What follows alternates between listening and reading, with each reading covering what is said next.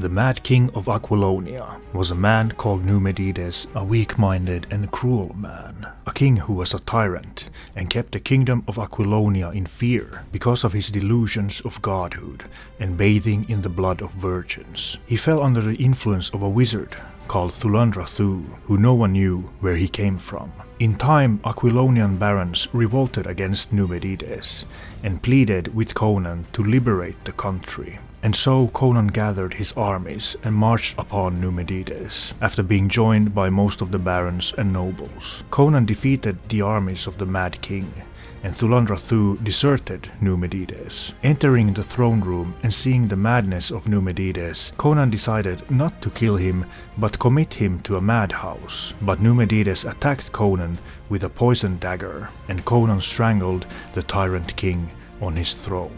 And so Conan became king.